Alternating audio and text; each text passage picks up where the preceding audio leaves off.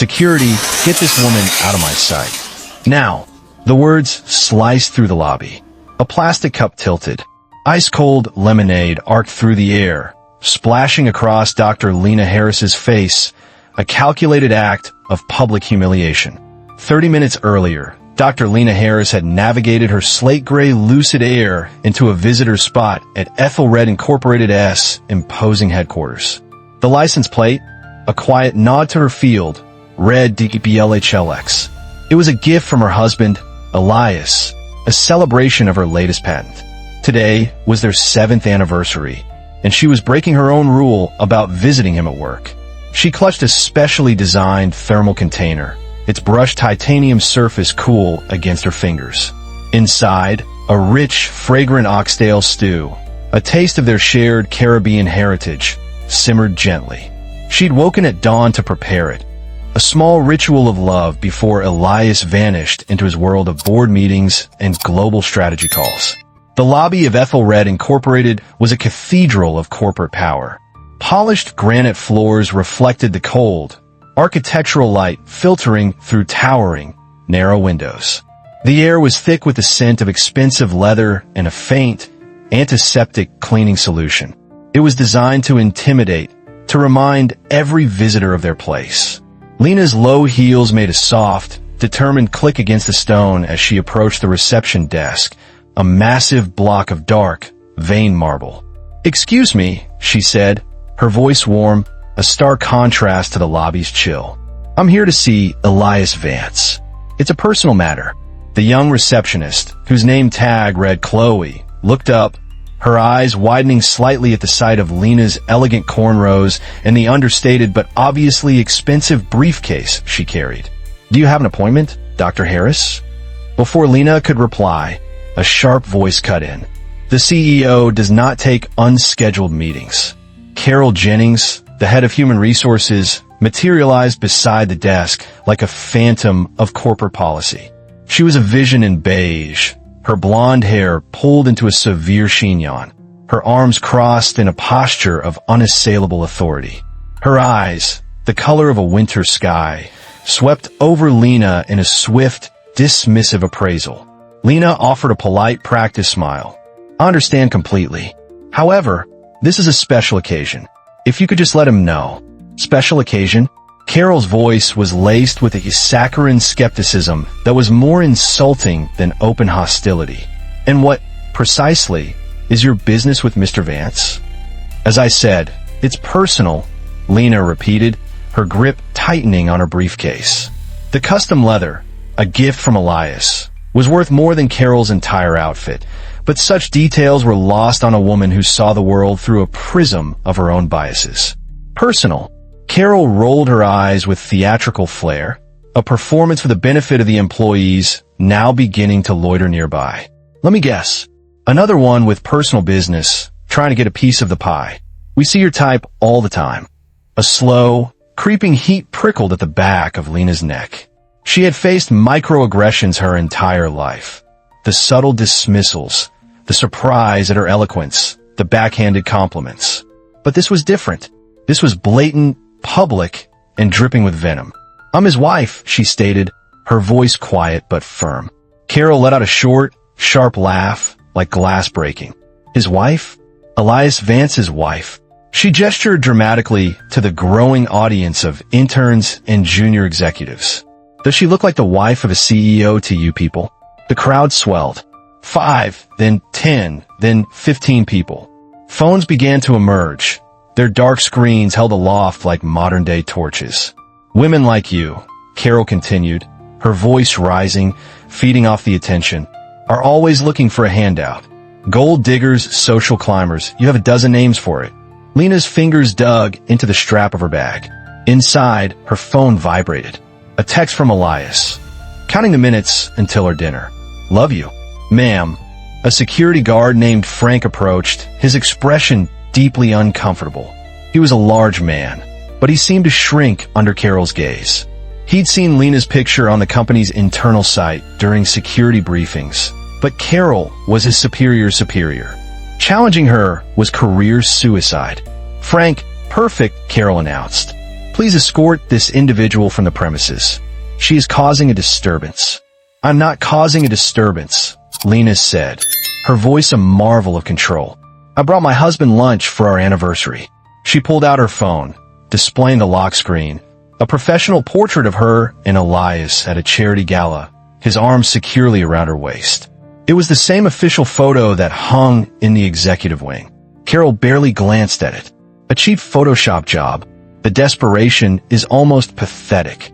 "You people." The words landed like a physical blow. Dr.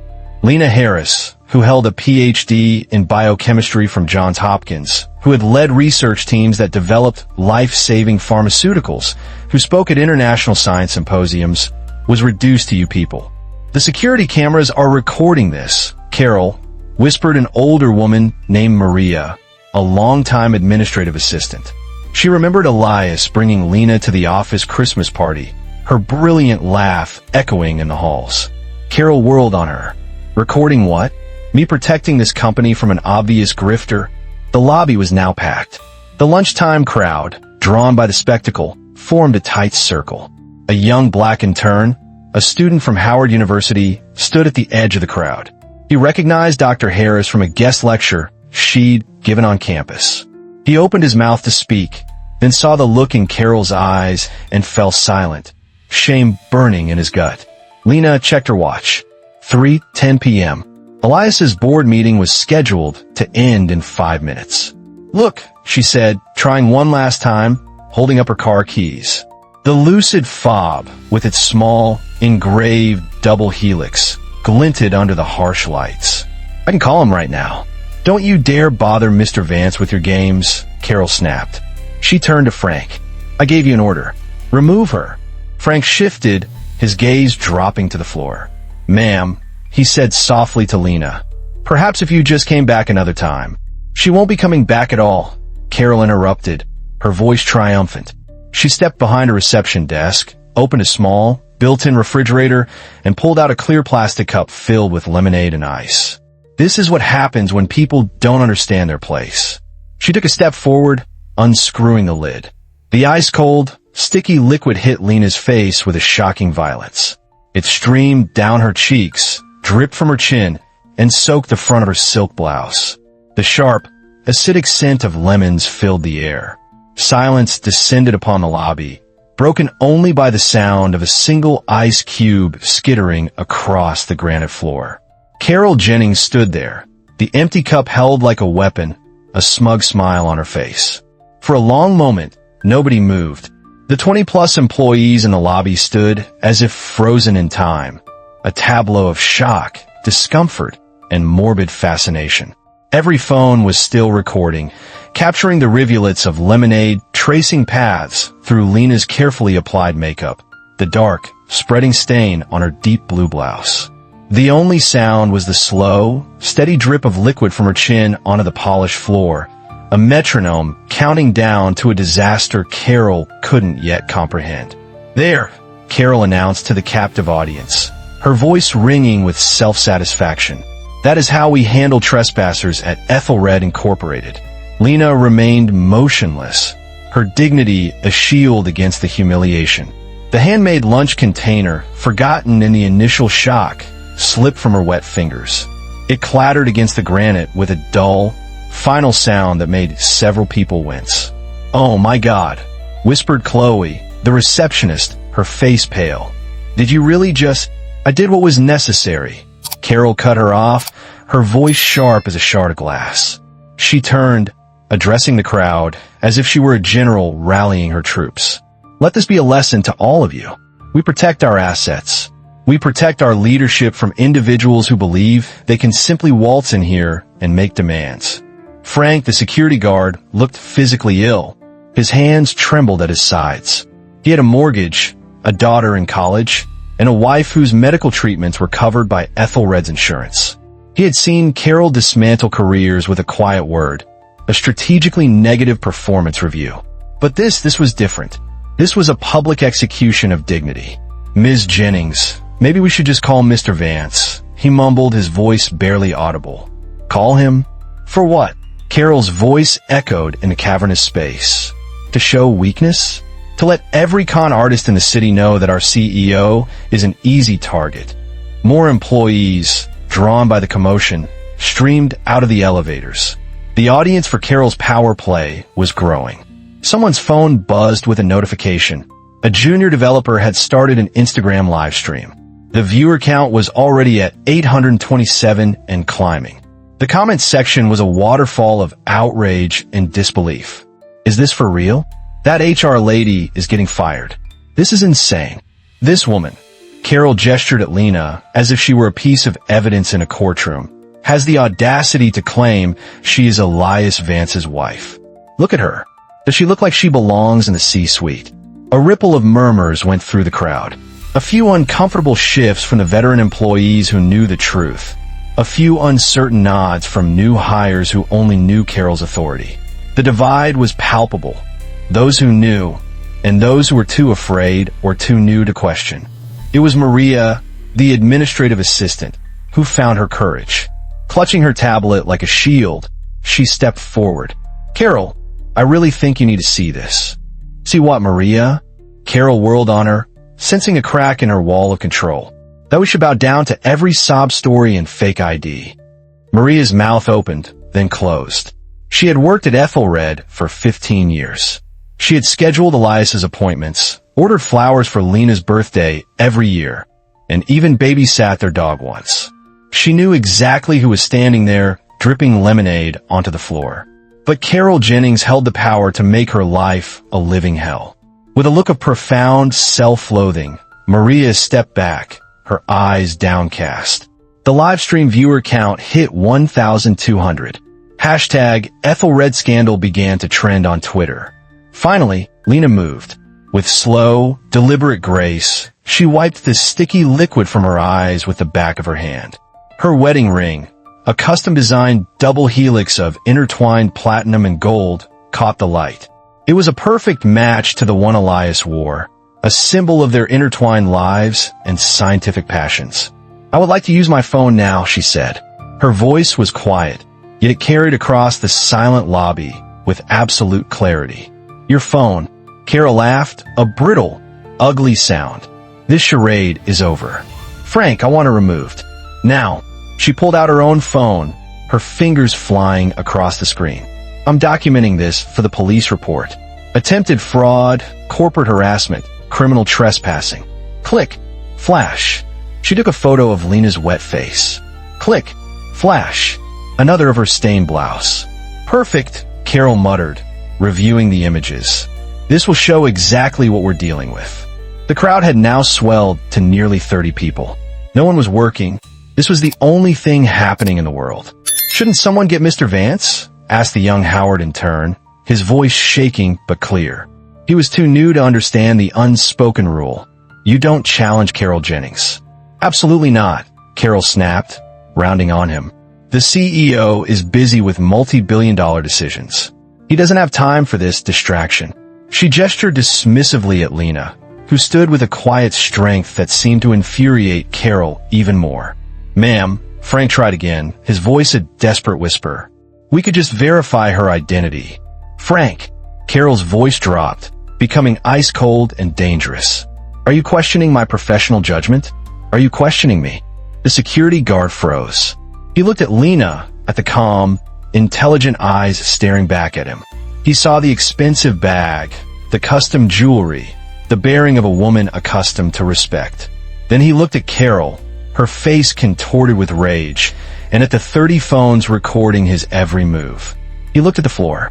No, ma'am, he said, the words tasting like ash. Carol's triumphant smile returned. Good. Then escort her out. Make sure she understands she is permanently banned from all Ethelred properties. Wait. Maria stepped forward again, her hands trembling as she held up her tablet. The visitor log, it shows. Shows what? Carol's eyes narrowed. Maria turned the screen for Carol to see. The words were crisp and undeniable on the digital display. Dr. Lena Harris. 3:15 p.m. CEO personal meeting. It had been scheduled a week ago.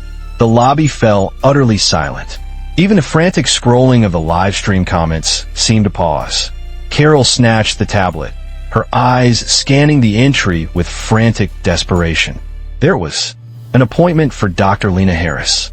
The internal notes, visible only to executive staff, were damning. Anniversary surprise. Dr. Harris bringing homemade lunch. Block 90 minutes. No interruptions. Dr. Harris. It's a fake, Carol declared, but her voice cracked. The commanding edge was gone, replaced by a thin veneer of panic. Anyone could have hacked the system. These people are more sophisticated than you realize. But the excuse was flimsy, and everyone knew it. The appointment was too detailed, too integrated. It included Elias's dietary preferences and a note to have his favorite sparkling water ready. Whispers erupted, spreading through the crowd like wildfire. That's really his wife. Oh God, Carol is finished. This is going to be everywhere. Carol felt the ground crumbling beneath her feet. The phones that had been her weapons were now pointed at her. The live stream comments had turned vicious. The HR Karen is about to get fired. That's the CEO's wife. Carol messed up bad. Fake appointments, fake photos, fake stories. Carol shouted, her voice shrill with desperation. This is a coordinated attack. Lena calmly reached into her briefcase and pulled out her phone again. The lock screen was still visible, the gala photo. Not just any photo, but the official company portrait that hung in the C-suite hallway, the one every single employee had walked past 100 times. I'm calling my husband now, she said, her thumb hovering over the contact named Elias Redhart. No, Carol lunged, her carefully constructed composure shattering completely. She tried to snatch the phone from Lena's hand. I forbid you to disturb. Ding. The sound of the executive elevator arriving was as loud and final as a gunshot.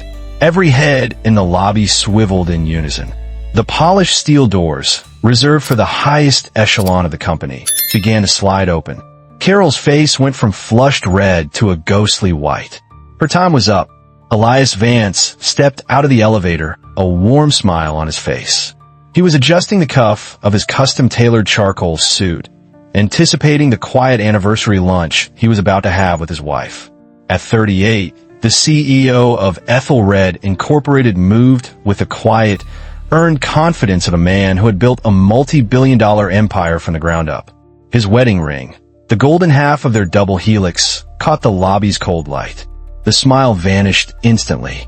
Instead of his wife waiting patiently by the reception desk, he saw a scene of chaos. 30 employees were clustered in a tight semicircle, their phones held high like acolytes at a dark ritual. The air was thick with tension. What in God's name is going on here? His voice, though not loud, carried an innate authority that sliced through the murmurs and the electronic hum of the live stream. The crowd parted as if by a silent command. And then he saw her, Lena, standing in the center of it all, her hair damp, her face streaked with mascara and the sticky residue of lemonade. Her beautiful silk blouse, the one he bought her in Milan, was soaked and stained. At her feet lay the dented thermal container, its silver wrapping paper torn and soggy. For a heartbeat, the world stopped. Lena, he breathed, his voice cracking with disbelief and a sudden, terrible fear. Baby, what happened? What did they do to you? He crossed the distance between them in 3 long strides, his corporate composure shattering into a million pieces. His hands cupped her face, his thumbs gently, instinctively, wiping at the mess on her cheeks. The gesture was so tender, so protective, so unmistakably that of a devoted husband that a collective gasp went through the lobby. He held her for a moment, then his head lifted. His eyes, usually warm and intelligent, were now chips of ice. They swept across the crowd, methodically cataloging every face, every phone, every witness to his wife's public degradation. Who? He asked, his voice dropping to a low, dangerous whisper that was more terrifying than any shout. Did this to you?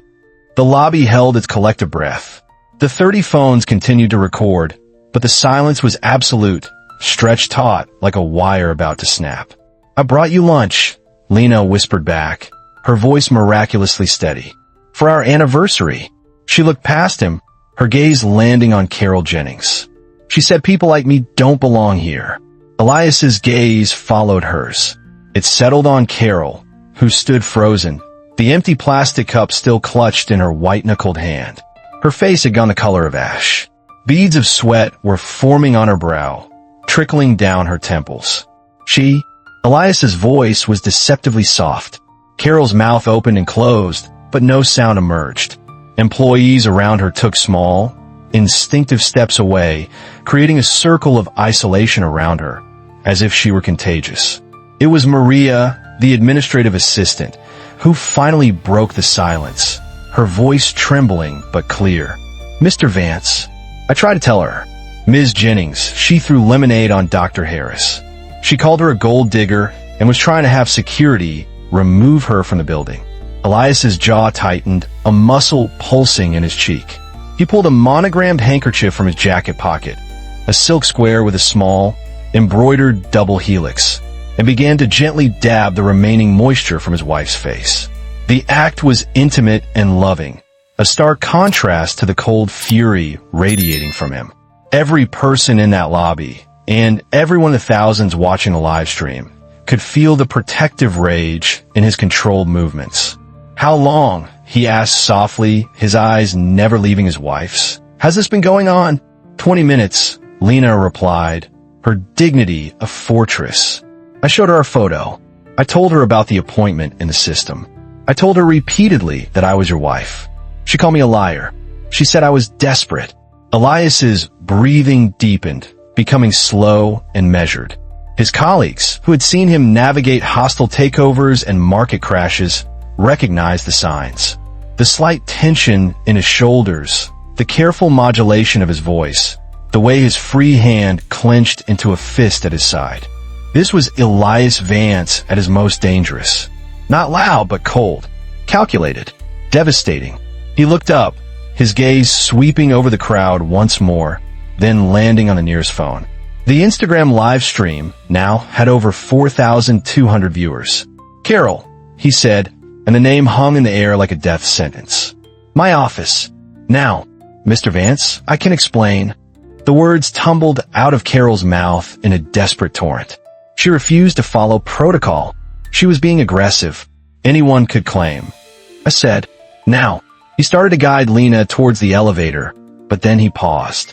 He looked down at her stained blouse, her ruined hair, and the quiet, unshakable dignity she had maintained through it all. Something shifted in his expression. "Actually, no," he said, his voice gaining strength, resonating through the silent space. "We're not going to my office. We're going to handle this right here, in front of every single person who stood by and watched you do this." He helped Lena straighten up, his arm a protective barrier around her waist. Then he turned and addressed the crowd, his voice now the full, commanding tone of a CEO. "For those of you who are unclear," he began, "this is my wife, Dr. Lena Harris. We have been married for 7 years as of today. This is our wedding anniversary." A wave of audible gasps and frantic whispers swept through the lobby. The live stream comments exploded into a frenzy of vindication and fury. "My wife," Elias continued, his voice gaining power with every word, "is not just my partner.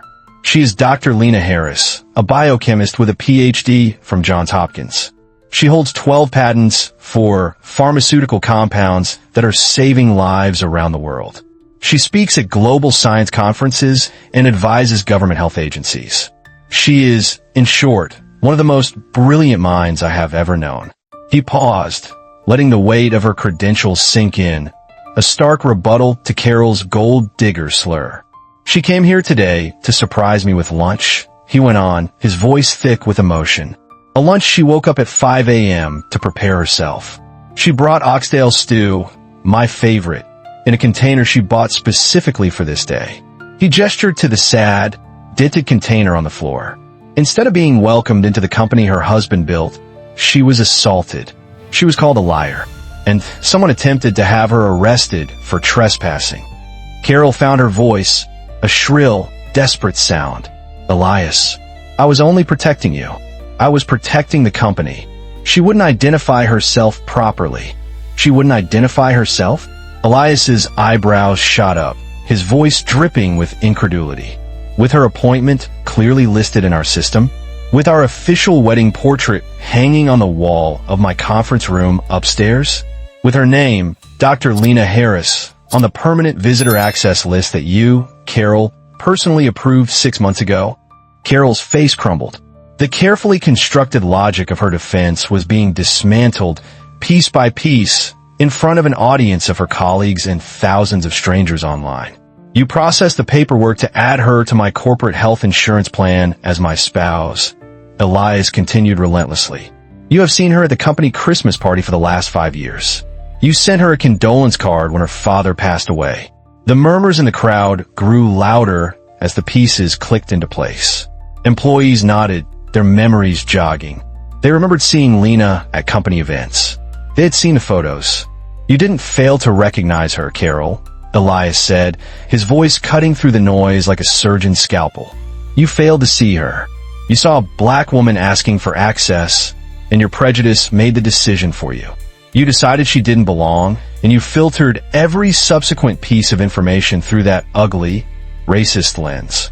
The raw truth of his words hung in the air, thick and suffocating. Around them, employees shifted uncomfortably. The young Howard in turn looked at the floor, ashamed of his silence. Maria clutched her tablet, wishing she had been braver. Mr. Vance, Maria said, stepping forward again. I have the security footage queued up, and the logs. I don't need footage, Maria. Elias cut her off, his gaze finding the nearest phone camera again, addressing the live stream audience directly. I have 30 witnesses right here, and apparently about 5,000 people watching this unfold in real time. He looked directly into the lens.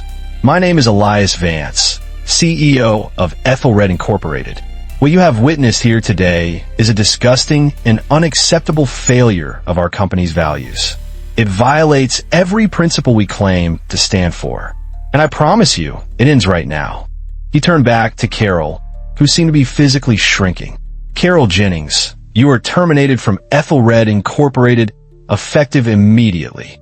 Elias, please, she begged, her career and reputation dissolving before her eyes. It was a misunderstanding. I was just being cautious. Cautious. It was Lena who spoke, her voice soft but carrying the immense weight of her experience. Were you being cautious when you called me a gold digger? When you said people like you don't belong here?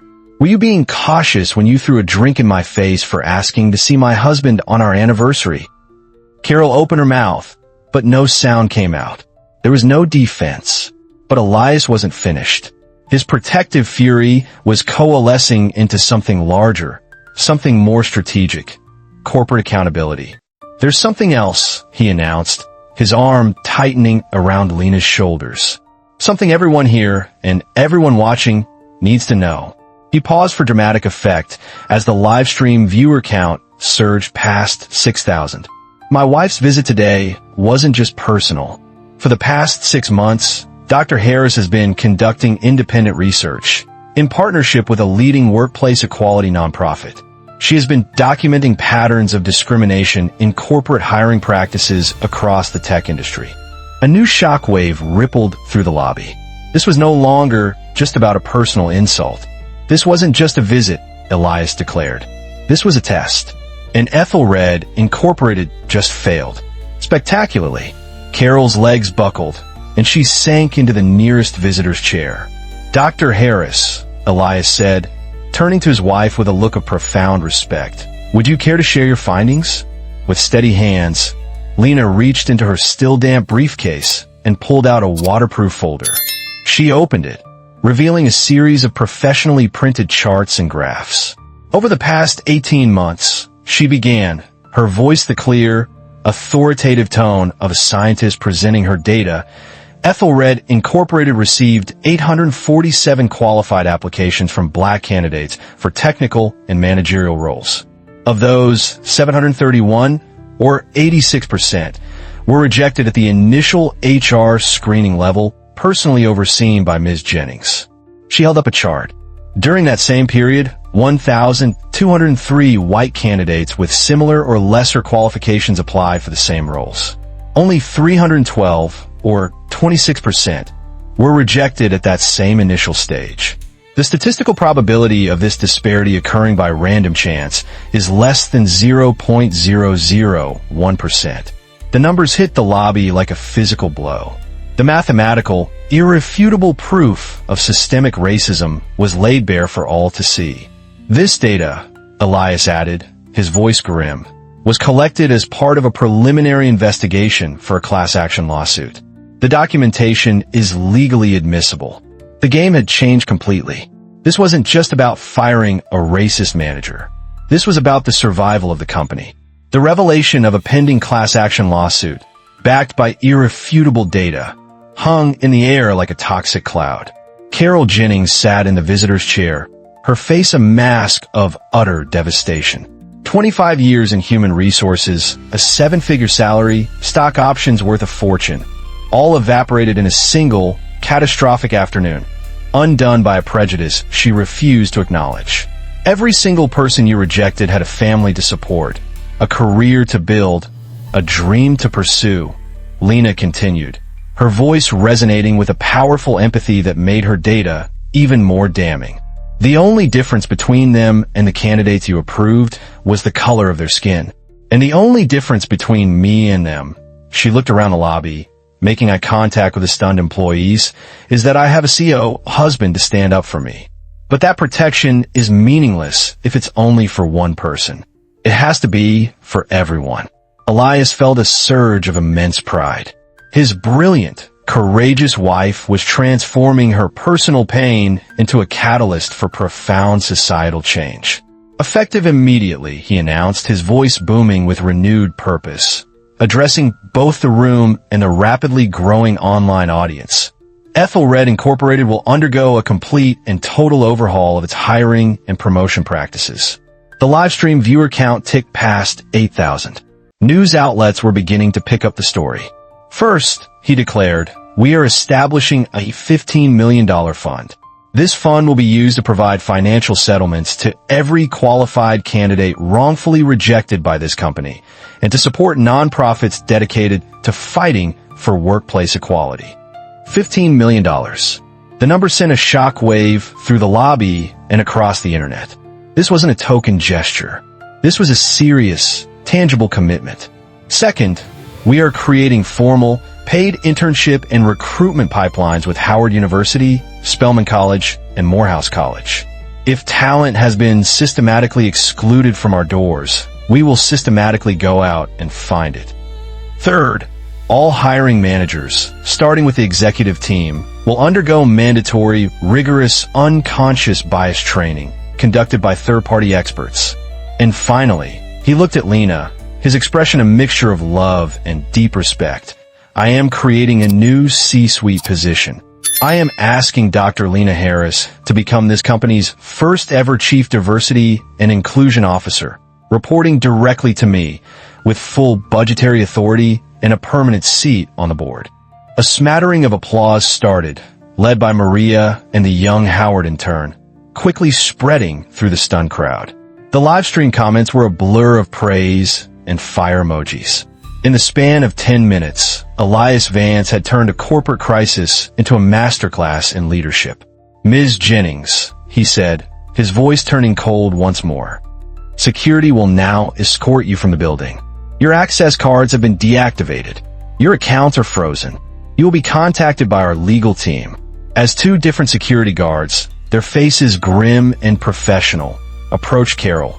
The phones continued to record her walk of shame. The woman who had wielded her power like a weapon was now utterly powerless, a pariah in the company she claimed to protect. The story was no longer just a viral moment. It was national news.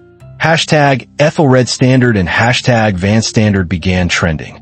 The company's stock, which had plummeted 15% in the first hour of the live stream, began to stabilize as investors processed the decisive and comprehensive nature of Elias's response. He wasn't just managing a crisis. He was rebuilding his company's foundation, live, in front of the entire world. He checked his watch. 3:45 p.m. It had been 35 minutes since Carol Jennings had first confronted his wife. 35 minutes that had ignited a revolution. As he and Lena finally turned to head towards the elevators, The young Howard intern who had remained silent found his voice. "Dr. Harris?" he called out. Lena turned. "Thank you," he said, his voice thick with emotion. "Thank you for not backing down." Lena gave him a small, warm smile. "Our voices are all we have," she said. "We have to use them." In the elevator, ascending to the quiet refuge of the executive suite, Elias finally let out a long, shuddering breath. He pulled his wife into a tight embrace. "I am so sorry, Lena," he whispered in her hair. "I'm so sorry I built a house with so much rot inside." "It's not your fault," she said, her voice muffled against his chest. "But it is our responsibility to fix it. And we will." The elevator doors opened to a floor in chaos. Phones were ringing, assistants were running, and the company's entire executive team was already gathered in the emergency conference room. Their faces a mixture of horror and disbelief. The real work was just beginning. 3 months later, the lobby of Ethelred Incorporated was unrecognizable. The cold, intimidating granite had been warmed by vibrant art from Black and Latino artists. Digital screens, once displaying sterile stock tickers, now showed real-time diversity metrics. Current workforce, 42% women, 31% people of color. Leadership roles, 35% diverse representation. A new bronze plaque gleamed by the entrance, certified by the Workplace Equity Alliance, 2025. From her new corner office, Dr. Lena Harris, the company's Chief Diversity and Inclusion Officer, reviewed the quarterly progress report. Her $20 million budget, increased after initial successes, had transformed Ethelred from a liability into an industry leader. The Vance Standard, as it was now known, had become a case study taught at business schools. Maria, the once timid administrative assistant, was now the director of inclusive recruitment, proudly demonstrating their new blind resume screening software to investigators from the Department of Justice. Names, photos, and any demographic identifiers were stripped from applications before they reached hiring managers. The results were staggering. Advancement for Black candidates had increased by 350%. The number of women in senior technical roles had nearly doubled. When our managers focused purely on merit, Maria explained to a reporter from Forbes, we discovered a universe of talent we had been blind to. The financial impact was just as dramatic. The company's CFO presented the board with stunning figures. Diverse teams were proving to be 25% more innovative and 30% more profitable. The initial $85 million paid out in settlements to the 731 discrimination victims was quickly offset by a $120 million increase in revenue attributed to improved performance and market reputation. They hadn't just weathered the storm. They had learned to sail faster because of it. Frank, the security guard who had been caught in an impossible position, now co-chaired the company's new Employee Advocacy Council. The anonymous reporting system he helped design had become a model for the industry. People aren't afraid to speak up anymore, he said in a company-wide town hall. They know leadership has their back. And Carol Jennings? Her wrongful termination lawsuit was summarily dismissed. Blacklisted from the tech industry, she lost her home and her savings. After hitting rock bottom, she began volunteering at a nonprofit focused on restorative justice. Her public apology, a raw and unflinching account of her own biases, became required reading in corporate ethics courses. I confused prejudice with protocol, she wrote. I caused immeasurable harm because I refused to see the humanity in people who didn't look like me. The consequences were severe, but the path to redemption, however painful, was real. The federal investigation that could have crippled Ethelred concluded with a landmark announcement. The Department of Justice, citing the company's extraordinary and transparent reforms, designated Ethelred Incorporated as a best practices partner, a model for other corporations facing similar charges. 1 year after the incident, Lena stood at a podium addressing the World Economic Forum in Davos.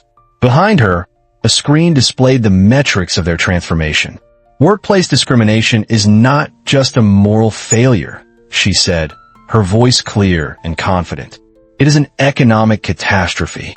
We have been taught to see diversity as a cost, a risk to be managed. The truth is, it is the greatest asset of the 21st century economy. In the front row, Elias watched, his heart full. Their story, a moment of ugly humiliation in a corporate lobby, had become a global movement.